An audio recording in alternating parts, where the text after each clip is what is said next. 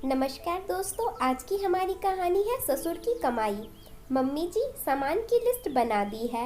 यह कुछ जरूरी सामान है जो मंगवाना है। दीपा ने लिस्ट अपनी सास विमला जी के हाथ में थमा दी। विमला जी ने चश्मा ठीक किया और गहरी नजरें गड़ा के हर सामान पढ़ा। फिर पेन लाने को कहा। ये दाल 2 किलो की क्या ज़रूरत है, 1.5 किलो ही बहुत है। और ये मूंगफली, वो भी आधा किलो ज़्यादा है, ये भी कम करो। 5 किलो घी। बहू, तू तो इस घर को ही डुबो देगी। पैसे क्या पेड़ पर उगते हैं जो इतना सामान लिख दिया। मैं नहीं रहूं तो तू तो इस घर को ही बेच खा जाए। तुझे क्या पता कितनी मुश्किल से मैंने ये घर बनाया है, इसका एक एक सामान सजाया है। तेरी तरह राशन पर इतना पैसा फूंकती तो ये घर ना बना पाती। लेकिन मम्मी जी, मूंग की दाल पापा जी की सेहत के लिए अच्छी रहेगी, उन्हें पचने में भी आसानी होगी। और मूंगफली तो रोज खाना चाहिए, इसमें प्रोटीन मिलता है। अब मूंगफली बादाम से तो सस्ती ही आती है, और अभी सर्दियों में आप लड्डू तो बनाओगे ही, इसलिए इकट्ठा घी सस्ता पड़ेगा। अब 1-1 किलो घी तो महंगा ही पड़ेगा। दीपा ने समझाना चाहा, तभी विमला जी फिर से गुस्सा करने लगती हैं।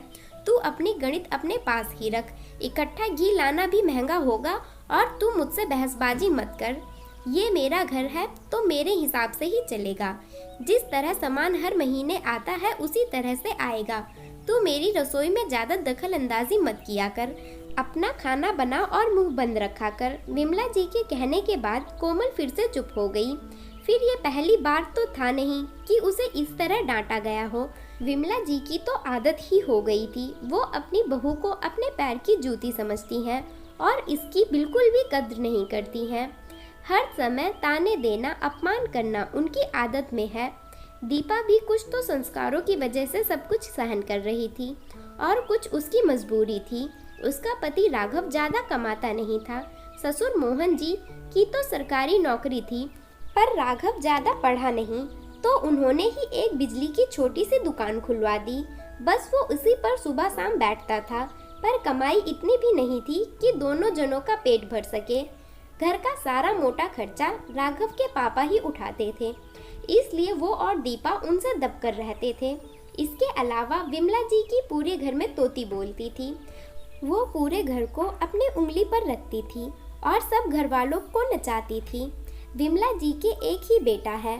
राघव पढ़ाई में ठीक ही था, तो ज़्यादा ऊंची पढ़ाई नहीं कर पाया और घर पर ही रहा। अब भला बेरोजगार लड़के से कौन अपनी लड़की की शादी करता। विमला जी ने जिद की और एक दुकान किराए पर ली और उसमें ही बिजली का सामान भरवा दिया, ताकि इसी बहाने राघव व्यस्त तो रहे। शादी तो उनको भी बेटे की करनी थी।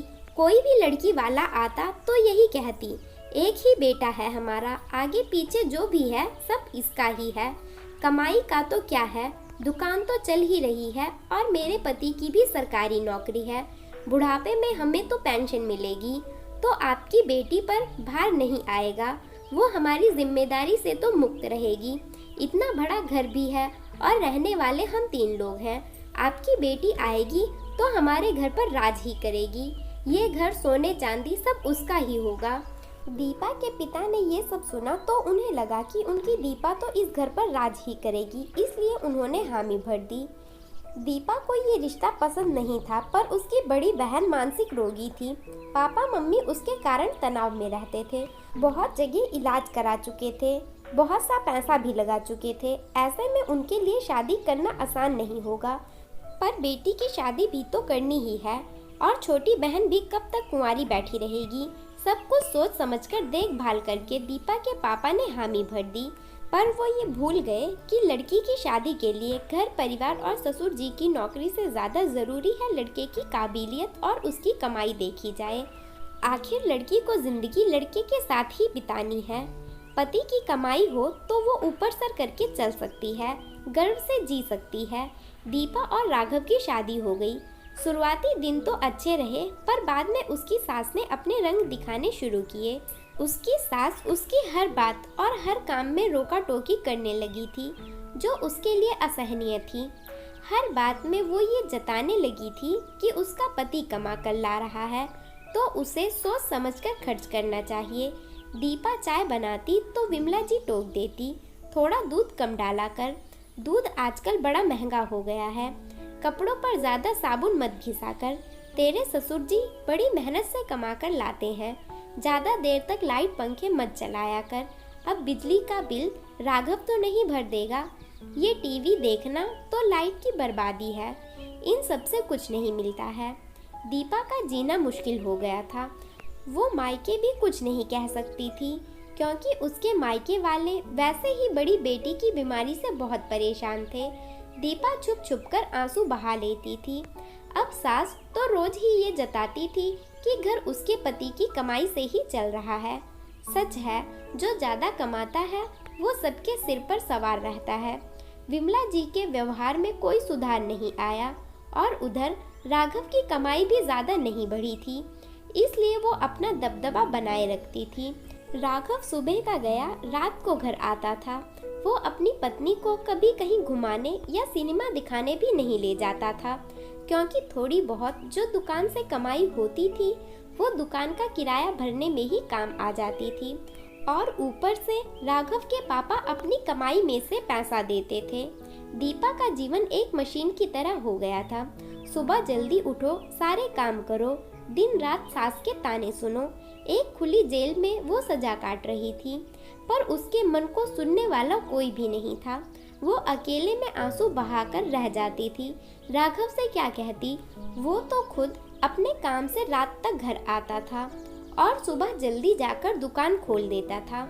दीपा एक दिन खाना बना रही थी तो विमला जी रसोई में आकर बोलती हैं, थोड़ा देखभाल करके सामान काम में लिया कर। इतनी महंगाई का जमाना है और ये पापड़ सेकने की क्या जरूरत है। बेकार में ही सलाद काट रही है। कोई चीज मुफ्त में नहीं आती है। रोज रोज दाल बनाने की भी क्या जरूरत है। तेरे पिताजी और मैं कितना कम खाते हैं। घर में जो सबसे ज्यादा कमाता है, जब वो ही नहीं खाए तो बाकी चीजें बनाने का क्या मतलब है। और तेरे पापा जी और मुझे ये सब्जी पसंद नहीं है, मत बनाया कर। पहले जो ज्यादा कमाता है उसका ज्यादा ध्यान रखा कर। राघव के लिए दुकान टिफिन भरकर भेजने की क्या जरूरत है। वो वहाँ दिन भर बैठा ही तो रहता है। दीपा ये सब सुनकर चौंक गई। विमला जी उसे हर बात में टोका करती थी और दीपा के मन को यही बात सबसे ज्यादा कचोटती थी। वो बेहद दुखी रहने लगी थी। घर का काम तो हो जाता था। उसके बाद दीपा अपने कमरे में ही रहती थी। उसकी पढ़ाई शादी के कारण अधूरी रह गई थी, जिसे वो पूरा करना चाहती थी। उसने अपनी सास को अपने फैसले के बारे में बताया तो वो भड़क गई। अब भला पढ़ाई लिखाई करके क्या करेगी। शादी तो तेरी हो गई है, तू घर ही संभाल। पर इस मामले में दीपा के ससुर जी ने उसका साथ दिया। तुम्हें क्या है, तुम्हारा काम तो हो जाएगा। उसके बाद बचे समय में ये पढ़ना चाहती है तो क्या बुराई है इसमें। हमारा बेटा तो नहीं पढ़ पाया, कम से कम बहू तो पढ़ाई कर लेगी। हो सकता है ये पढ़ाई करके अपने पैरों पर खड़ी हो जाए तो हमारे राघव का भी भाग्य खुल जाएगा। ससुर जी की सहमति मिलते ही वो पढ़ाई में जुट गई और उसने अपनी डिग्री पूरी कर ली। डिग्री पूरी करते ही मोहन जी ने उसे प्रतियोगी परीक्षा का फार्म भरवा दिया और कुछ महीनों बाद दीपा की सरकारी नौकरी लग गई। ये बात उसकी सास को हजम नहीं हुई। पढ़ाई तक तो ठीक था, पर अब बहू नौकरी करेगी तो घर कौन संभालेगा और वो किस पर राज करेगी। राघव अपनी पत्नी की सफलता से बहुत खुश था। वहीं मोहन जी ने बहू को बहुत सारा आशीर्वाद दिया, पर विमला जी अड़ गई कि बहू नौकरी नहीं करेगी। ठीक है, पढ़ाई कर ली, परीक्षा दे दी, नौकरी भी लग गई, पर नौकरी करना जरूरी तो नहीं है। तेरे ससुर जी कमा रहे हैं, हम खुद भी खाएंगे और तुझे और तेरे पति को भी खिलाएंगे। मम्मी जी, खाना तो भिखारी को मंदिर के बाहर भी मिल जाता है, पर पेट भरना ही काफी नहीं है। उसे कितनी बार दुत्कारा जाता है, भीख के लिए सुनाया जाता है, उसकी हंसी उड़ाई जाती है, उसका अपमान किया जाता है। दीपा ने कहा, मैं भी यही सब सहन कर रही हूँ। मैं इस घर में रहती तो हूँ, खाना भी खाती हूँ, पर वो इज्जत की रोटी नहीं होती है, क्योंकि वो रोटी मेरे पति की कमाई से नहीं, मेरे ससुर जी की कमाई से आती है और उसके लिए मुझे ताने दिए जाते हैं। मैंने सब सहन किया, क्योंकि तब मैं मजबूर थी, पर अब मैं मजबूर नहीं हूँ। अब मैं भी अपने पैरों पर खड़ी हूँ। मैं इज्जत की रोटी खा सकती हूँ और मेरे पापा ने मेरी शादी कर दी क्योंकि उनकी मजबूरी थी। मैंने मम्मी पापा का मान रखने के लिए ये शादी की थी। मुझे लगा था कि चलो कोई ना, एक ही बेटा है तो मेरी सास अपनी बहू का लाड करेगी, पर आपने तो मुझे दिन रात ताने दिए कि मेरा पति कमाता नहीं है। पर मम्मी जी, राघव जी मेरे पति बनने के पहले आपके बेटे हैं। मैं भी कह सकती हूँ कि जब आपका बेटा इतना कमाता नहीं है कि वो अपनी पत्नी का पेट भर सके, तो आपने उसकी शादी क्यों की? क्यों किसी लड़की की जिंदगी बर्बाद की? क्या बहू को ताना देने के लिए ही ससुराल लाया जाता है ताकि वो ये सब सहन करती रहे? इन सब के बीच में मेरा क्या दोष है जो मुझे हर बात के लिए सुनाया गया? आखिर क्यों? आप मुझे कोई चीज़ प्यार से भी तो समझा सकती थी। आप मुझे समझा सकती थी, कह सकती थी कोई बात नहीं, अभी राघव की कमाई कम है तो क्या हुआ, आगे बढ़ जाएगी। ये दिलासा भी तो दे सकती थी कि अभी तो मैं और तेरे ससुर जी हैं ही, तो तू किसी बात की फिक्र मत कर, हम सब देख लेंगे, संभाल लेंगे।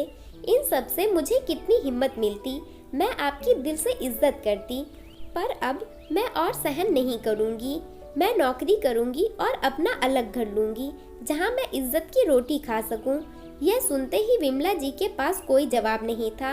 वो मन ही मन गिलानी महसूस कर रही थी। तभी मोहन जी बोले, बहू तुम नौकरी करो, पर अलग घर लेने की क्या ज़रूरत है, यहीं सब साथ में रह लेंगे। पापा जी, मैं आपकी दिल से इज्जत करती हूँ। आज मैं जो हूँ सिर्फ आपकी वजह से हूँ। आप मुझे प्रेरणा नहीं देते तो मैं कुछ नहीं कर पाती, लेकिन मैं अलग घर लेकर रहूँगी, आपके सामने वाले घर में ही लूँगी ताकि वहाँ मैं इज्जत से अपनी मर्जी से रह सकूँ। अब मैं नौकरी करूँगी तो दिन भर बाहर रहूँगी, घर पर ध्यान नहीं दे पाऊँगी, फिर से घर में कलह होगी, वो सब मैं नहीं चाहती हूँ। इससे अच्छा है हम आमने सामने रहें, एक दूसरे के सुख दुख के साथी बनकर रहेंगे, पास भी रहेंगे और दूर भी रहेंगे। मम्मी जी अपना घर संभालेंगी और मैं अपना घर संभालूंगी। राघव भी चुपचाप खड़ा था। वो अपने पापा मम्मी के सामने कुछ नहीं बोलता था, पर उसे भी पता था कि विमला जी दीपा के साथ में कैसा व्यवहार करती हैं। उसने भी अपनी मौन स्वीकृति दे दी।